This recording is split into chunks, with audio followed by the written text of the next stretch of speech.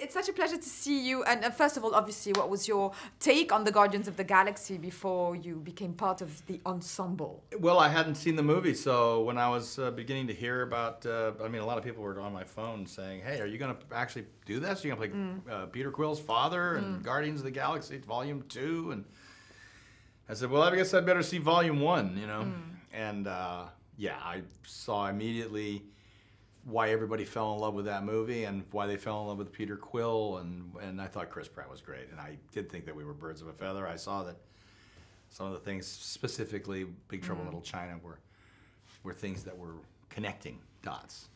I think it's all about the humor, the music, the groove of it, and the unusual nature of those films. Is it all the more when you're on the set and there is that kind of atmosphere that gives you good vibes? Well, you know, what's fun about acting is when you're doing it, you don't know. You're just going in there every day and trying to create something tangible out of thin air.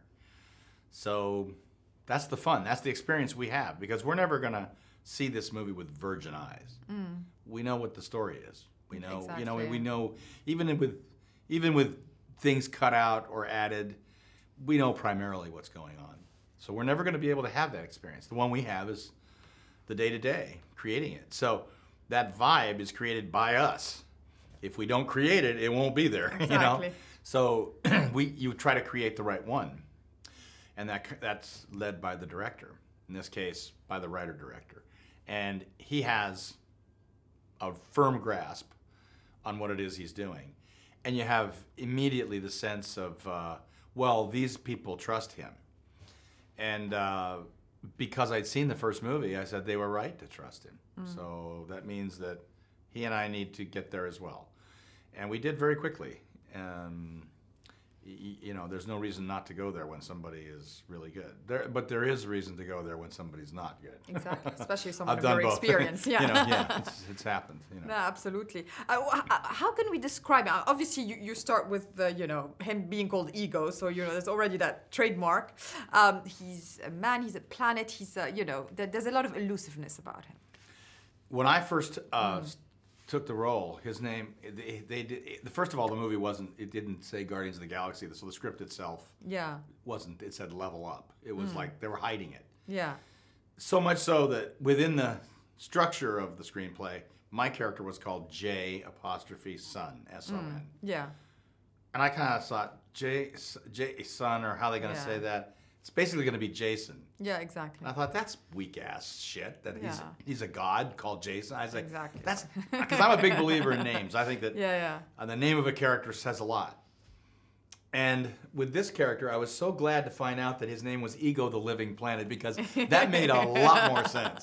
So I felt much more comfortable once I found that. I was like, oh, okay, good. Because I thought he had a pretty healthy ego. But if you're a god, if you're a god, that means you're in control of your universe. That's all we as human beings need. That's the only way we can understand it. You can question authority, but theoretically, are you supposed to question God? And if you're the son of God, then what do you do? Yeah, yeah. And that's what's great about sci-fi. It allows you to. It allows you to, in a sort of, not a farcical way, but in a very broad sense, it allows you to ask questions that don't seem out of place. True. And sci-fi is, I think, that's what's so much fun about it. Exactly, and then you can take your imagination to wherever you want it to go, and It's you okay. can even show it. It's okay, and it's okay. fun, and it's so. Yeah. Let's talk about the music. That's obviously part of the narrative of the film. What are your favorite songs of the 80s? And did you try to infuse some of them on James Gunn? No, put it in. No, I no. I mean, look, that music is speaking to him, so I didn't want to get in the way of that. I don't. That's all his thing.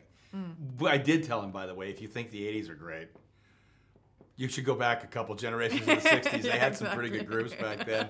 If you want to mix in a little of the old stuff, that's actually spectacular. Exactly. That's a generational battle. Every generation thinks it has great music. I lived in the generation that had the greatest music. Yeah, that's true. 60s, boom, forget it, walk away, drop the mic, nobody can compete. No. Nothing can top that era. Nothing, no. It all came from that. Yeah. It's true, it's true. It's the inspiration of the inspiration. Yeah, exactly. It's otherwise known as theft. Well, you know, I guess, you know, cinema does that too, but not in the case of Gordon. Yeah, and that's what I didn't want to have that kind of career. Yeah. I never stole from anybody. Yeah, exactly. I mean, now that I'm older and I'm watching Turner Classic Movies, it's great to see that things were done that I'd never seen it. Because if I had, I probably would have kind of like said, oh, well, why don't we do that? Yeah. I didn't have that. I was just, I'm glad I didn't see that stuff when I was growing up. I was just winging it, trying to figure out new stuff. I think that there was much greater pleasure in that. Yeah, because acting is all about impulse and feeling that the role is for you. I mean, you know, some great roles might not be for you, and you might be great for roles that, I don't know what acting is about, but I can tell you that when, you know, a screenplay is a specific that asks you to create something, you're going to do it as a group. So you're going to do a lot of listening, you know, you're going to do a lot of watching. And when you're listening and watching, you shouldn't be acting. You should just be behaving, you know. So that's what we do in real life. But, you know, sometimes presentations are larger than life. And I think that these kinds of movies, these Disney/Marvel movies, having gone way back to doing Disney movies and playing characters that were going to set the tone for a movie, you need to find that tone. You and the director need to find that tone, and then you need to, that's where acting comes in. You need to be able to take that behavior that's very natural for you to recreate and create it in a slightly larger or very realistic or whatever the director's approach is. You need to find that tone so that everybody's in the same movie. Absolutely. Leading man like Chris Pratt, you know, kind of, you know, anti-hero, so relatable. What do you find is his greatest qualities? You know, he's a great guy in real life. I think that. And he's great on screen. Yeah, I think that. I think that what you just said is right. He's relatable. He's likable by nature. And I get that. I understand it. I think it's a nice thing to see and be a part of, and it's a nice thing to understand that you have, because he will find that it allows him to play a lot of ranges of characters, because you don't have to think about that. You don't have to think about acceptance. You have to worry about it. Yeah, it's true. Well, in your case, not having to worry about the success because you've had it and you've had a wonderful career and met so many people. What keeps your groove in terms of, you know, accepting a role? You know, what's well, just because you did something doesn't mean that you want to do it again. No, just because you did something doesn't mean you didn't create it. In other words, I don't look back on my life as an actor and just look at the body of work and say, well, it was done. I look back and have the memories of, it wasn't done at the time, you had to create it.